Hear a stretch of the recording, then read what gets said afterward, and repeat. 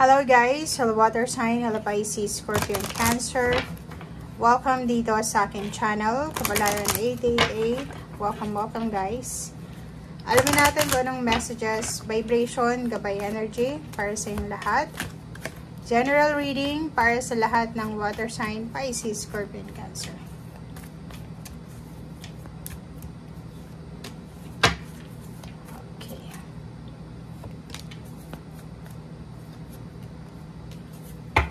Okay.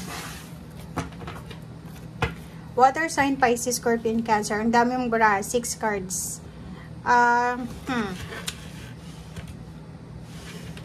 Kung makikita mo dito, tingnan mo. Etong 37 na to, it's completion na siya.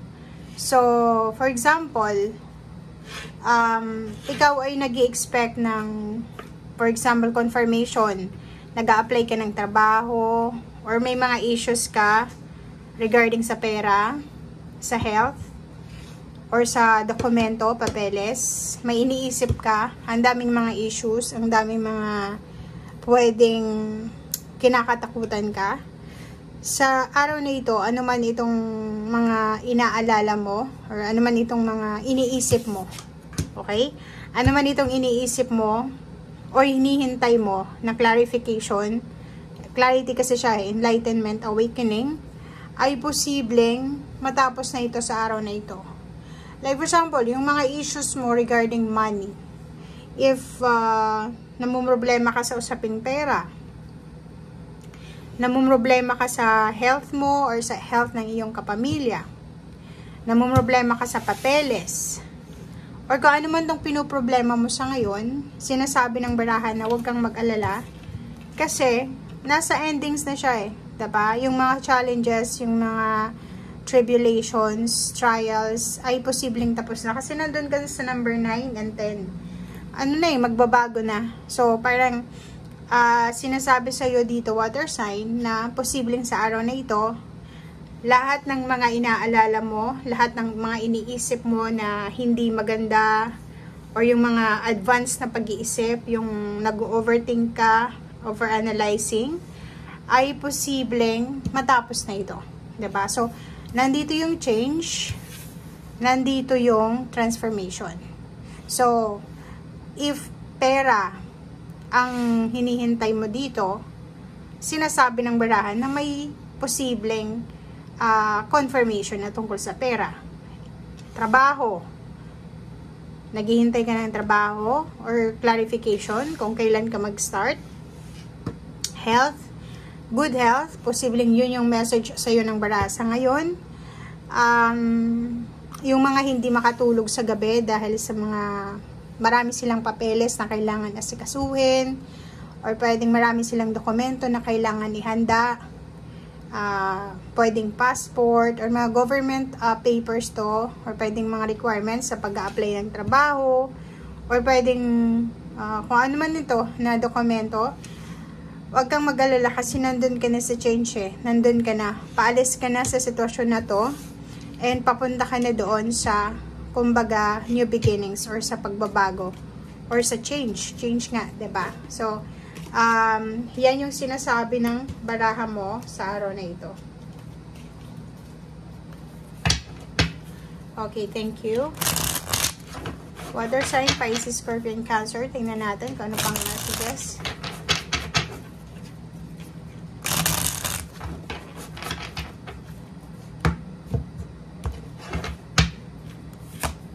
First card dito is 8 of Swords. So, yun, diba? So, if ever man na andito ka sa stagnation, restrictions, mapa-financial man siya, emotional, physical, environment mo, sinasabi ng barahan na to na huwag kang mag-alala kasi nandito na yung pagbabago. Okay? Posibleng sa araw na ito, may marirealize ka or may maiisip ka na posibleng solusyon sa kung ano man tong mga concerns mo sa buhay. Knight of Swords, yun, diba? So, may balita, may good news, may balita ka na matatanggap sa araw na ito na pwedeng makatulong sa kung ano man itong pagbabago na sinasabi ng baraha sa'yo dito. For example, makakatanggap ka sa araw na ito ng tawag na yung trabahong hinihintay mo ay posibleng approve ka na. Papers, documents, pwedeng parating na.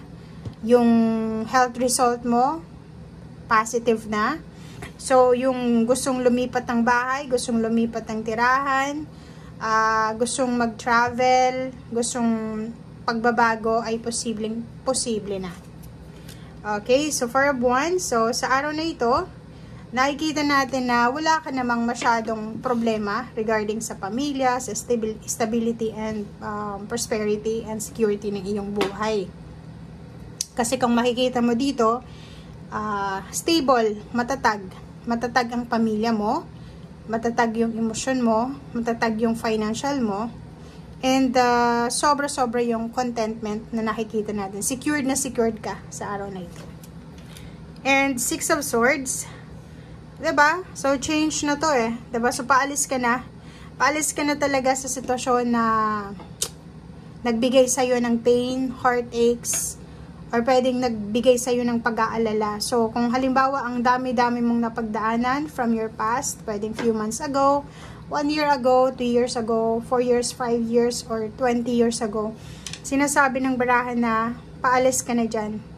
May isang pagbabago na talagang naka-destiny para sa'yo, and incoming na siya. And yung wish fulfillment mo, or yung mga wishes mo, dreams, inspiration, aspiration, or yung manifestation mo, ay kumbaga, abot kamay mo na siya. Okay? So, kung ano man itong hinihintay mo, huwag kang mawala ng pag-asa kasi on the way na siya. Papunta na siya sa'yo.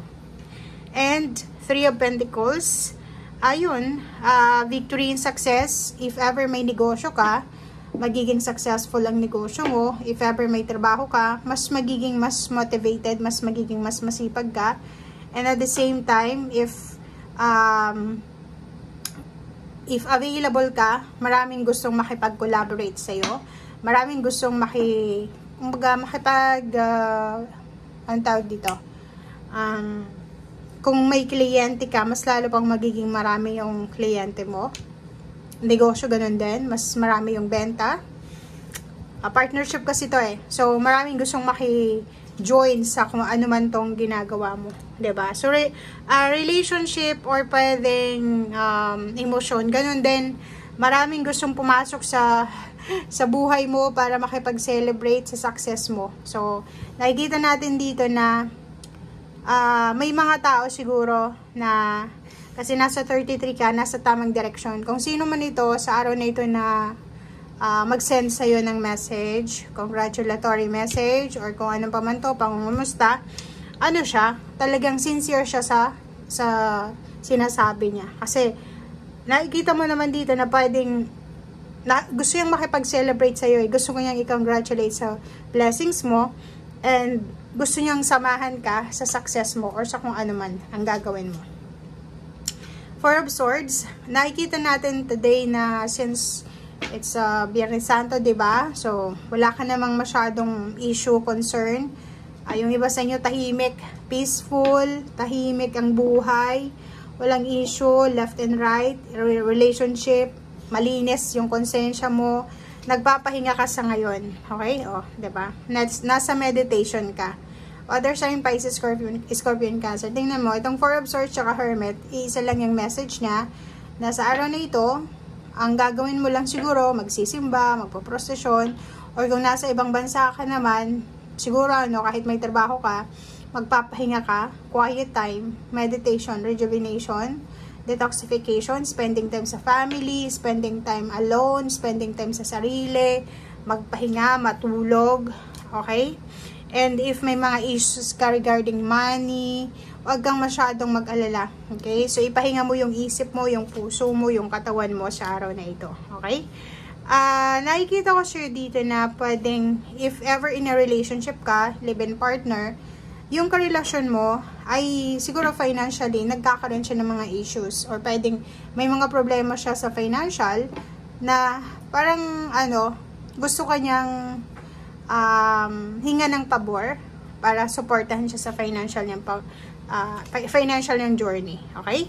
So, kailangan mo ng patience ngayon, lalo na sa money, if ever na yung karelasyon mo or kapamilya ay wala silang pera, or gusto nilang umutang sa'yo, or gusto nilang, alam mo yun, mag-extend ng, yung parang gusto nilang humingi ng tulong sa'yo, sinasabi ng baraha, be patient guys, okay? Be patient, and then,